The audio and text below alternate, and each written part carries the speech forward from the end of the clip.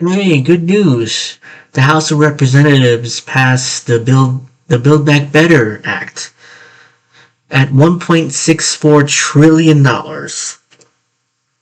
Wow. It went from 10 trillion to 6 trillion to 3.5 trillion to 1.7 trillion, now to 1.64 trillion. Over 10 years, by the way. So this is not 1.64 trillion per year. No. 1.64 trillion per year and 1.64 trillion over 10 years. So it's around $160 billion per year for 10 years, approximately. I don't know the exact math, but yeah, that's how much they passed it for. So let's play this real quick, and then, oh, by the way, they added in the tax deduction for state and local taxes. They snuck that into the bill, better known as salt tax deduction. So, and let me just play this real quick. The Build Back Better bill is passed. Oh, look at them. They're like they won the Super Bowl. They're jumping up and down like they won the goddamn Super Bowl. Look at them. These Democrats are pathetic.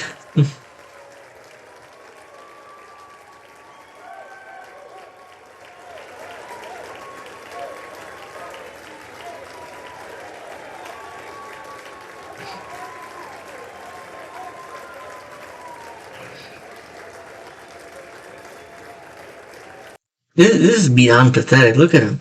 They act like they passed some kind of historic piece of legislation. They didn't. This bill is shit. There's nothing in this bill. There's nothing in this bill which I will be jumping up and down like I won the goddamn Super Bowl.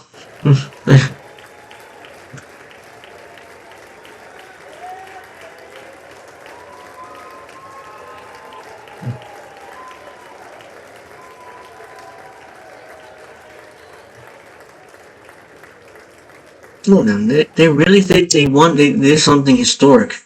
What a joke. Anyways, there's this Atlantic article which explains how the Build Back Better Act could backfire on Democrats. Will tax cuts for the rich really help Joe Biden's party in the midterms? Well, obviously not. They're already down by 10 points and with your generic Republican versus generic Democrat. So you'll get their asses handed to them next year. I'm going to just read a little bit of this. I'll link this full article in the description, but I'm not going to read the whole thing. House Democrats have passed landmark legislation to give enormous tax cuts to some of the nation's wealthiest Americans. The bill they approved, President Joe Biden's Build Back Better Act, also makes dramatic investments in climate change, universal pre-K, reduces the cost of prescription drugs, and substantially expands federal assistance for health and child care. But if Republicans have their way, the part of nearly $2 trillion package the House advanced today that voters will remember is the windfall for the rich. Obviously, it would be smart politically for Republicans to point that out. Say, hey, they gave a gigantic tax cut for the rich, which they did. It's fact. It's not lied by Republicans, it would be a fact. To secure support of moderate Democrats, party leaders included a provision that restores a lucrative tax break that former President Donald Trump slashed in his 2017 tax law. See, Trump got rid of the salt tax pretty much. Not completely, but most of it was gone. That was the one provision which Democrats hated from the bill. They want their state and local tax deduction. Because taxes in blue states are insanely high. I live in New Jersey, trust me, taxes here are very, very high. That's why the rich people who live in this state and other blue states, they want their salt deductions, which is what they got finally in this bill.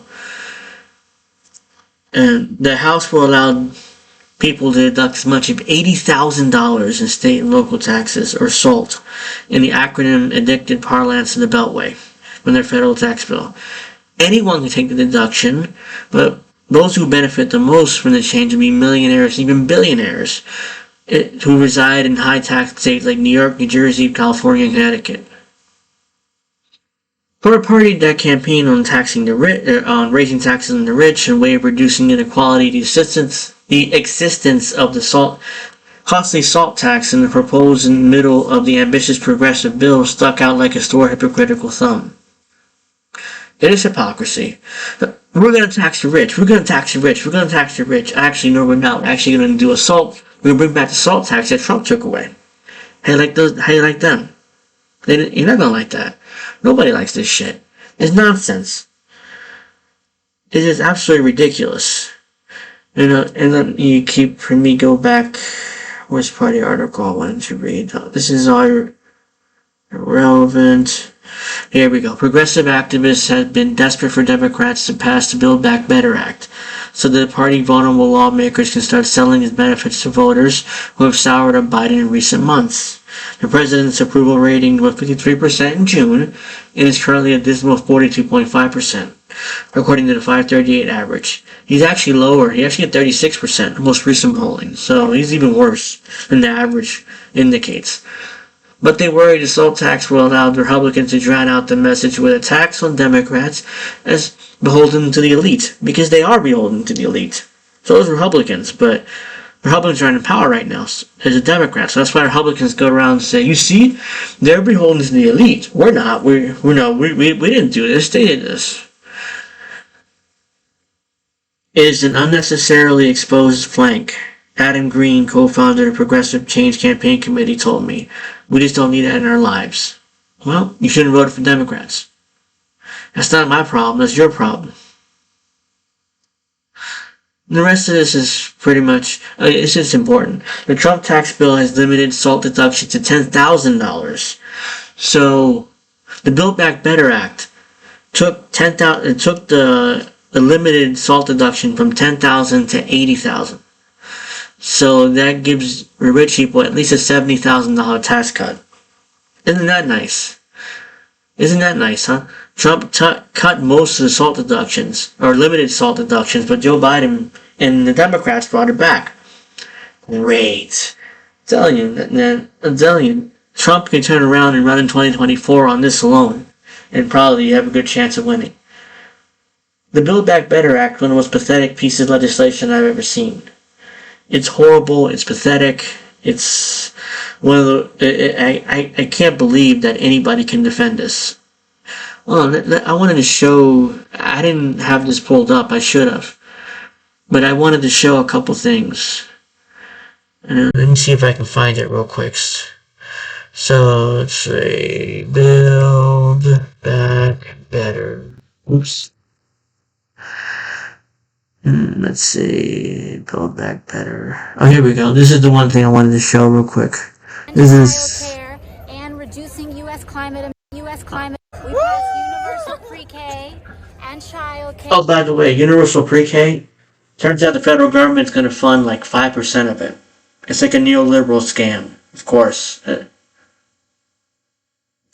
And reducing U.S. climate emissions. Look at Cori Bush. What the hell is she doing? You're like won a Super Bowl or something, or pass something important. You didn't do dick. You passed a shit legislation, which includes tax cuts for the rich, by the way. I thought you were against that. Apparently not. And we're reducing insulin down to $35, and so on, so forth. So on, so forth. We did it. We passed universal pre-K. Oh, blah. Something else I wanted to show you real quick. Oh, this one. AOC fist bumps Build Back Better build. Look at this. This is so cringeworthy. What the hell is that? Is that a dude in a costume? It's pathetic. Alright, that's something else. Where is it? Good luck trying to find this. Oh yeah, here we go. State and local tax deduction. Look at this. Major provisions in Build Back Better Act in billions. The increase in SALT tax, Jesus, look at that, $285 billion is going to cost over 10 years. That's absurd. Hillary Clinton, of course, chiming in, not interested in what she has to say. Oh, here we go. Ilhan Omar dancing with the bill like an idiot. Look at this. She's an idiot. Look at this. No, you're not. Yeah. Yeah, this Build Back Better bill they're dicking around with this. It's a waste of time. It's pathetic. It's horrible. These Democrats are going to lose big time next year, and I'm going to laugh my ass off. I've been making a video laughing my ass off at their meltdown when they lose next year. That's all I got for you in this video. Hope you enjoyed. Please like and subscribe if you enjoyed. And I'll see you guys next time.